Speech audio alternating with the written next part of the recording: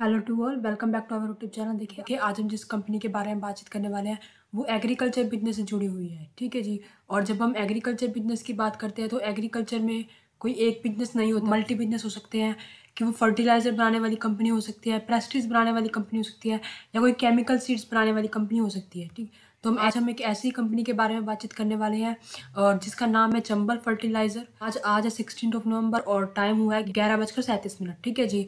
और जब मैं देख पा रही हूँ तो इसमें हमें 5% की तेज़ी देखने को मिल रही है। अगर हम रुपए में बात करें तो हमें 19 रुपये की तेज़ी देखने को मिल रही है। और करंट प्राइस की बात करें तो करंट प्राइस हमारा 375 के आसपास चल रहा है। ठीक है जी।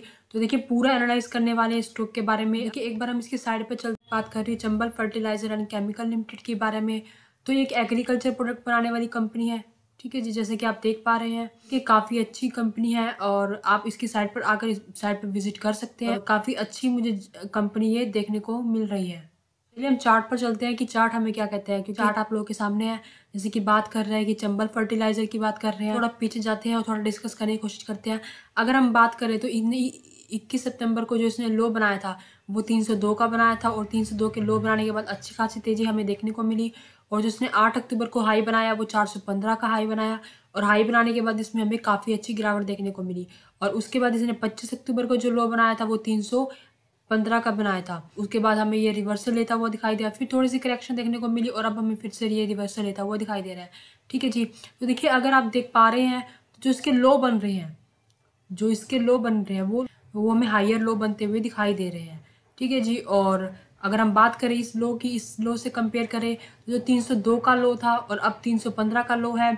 और अब जो इसने लो बनाया है वो मुझे 340 के आसपास बनता हुआ दिखाई दे रहा है और मुझे यहाँ से ये एक रिवर्सल लेता हुआ दिखाई दे रहा है। बात करें 16 नवंबर की, जब टाइम हुआ है, जब मैं वीडियो बना रही हूँ तब टाइम हुआ 11:41 पर। ठीक है जी। और 372 377 के आसपास ट्रेड करता हुआ मुझे दिखाई दे रहा है। ठीक है जी। और मेरा ऐसा मानना है कि ये मुझे अपने टारगेट 460 की तरफ जाता हुआ दिखाई दे सकता है। तो देखिए अगर आप करंट प्राइस पे पोजीशन बनाना चाहते हैं तो डेफिनेटली मेरे अकॉर्डिंग पोजीशन बना सकते हैं, बट आपको फिर स्टॉप लॉस थोड़ा डीप लेकर चलना होगा। और देखिए और मुझे यहाँ पर एक ब्रेकआउट भी होता हुआ यहाँ पर दिखाई दे सकता है कि, ठीक है जी, कि इंडिकेटर देख लेते हैं कि इंडिकेटर क्या कह रहे हैं।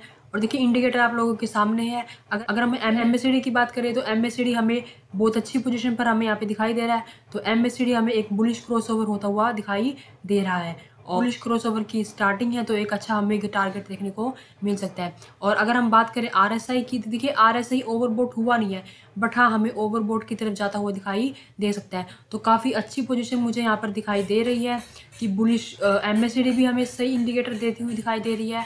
और अगर हम बात करें चार्ट की, चार्ट में भी हमें काफ़ी अच्छा रिवर्सल आता हुआ दिखाई दे रहा है। डेफिनेटली अगर आप करंट प्राइस पे पोजीशन बनाना चाहें तो पोजीशन बना सकते हैं। और स्टॉप लॉस आपको थोड़ा सा डीप लेकर चलना होगा। तो मेरे अकॉर्डिंग स्टॉप लॉस आपको 315 का स्टॉप लॉस आपको लेकर चलना होगा। ठीक है जी। और तो चलिए अब बात करते हैं कि एनालिस्ट की क्या राय है, क्या टारगेट दिए जा रहे हैं इसके लिए, हम वो भी देख लेते हैं। चंबल फर्टिलाइजर एंड केमिकल की बात कर रहे हैं। अगर हम बात करें तो 5% की हमें तेजी देखने को मिल रही है। और बात करें करंट प्राइस की तो करंट प्राइस 374 चलता हुआ हमें अब दिखाई दे रहा है। देखिए जो करंट प्राइस है is less than the intensive value, और करंट प्राइस यहाँ पर इसकी इंटेंसिव वैल्यू से भी कम दिखाई दे रहा है। और अब देख लेते हैं कि एनालिस्ट की क्या राय दी जा रही है, क्या रेटिंग दी जा रही है। और उसके लिए अब आए हैं हम फोरकास्ट पर और एनालिस्ट की रेटिंग देख लेते हैं।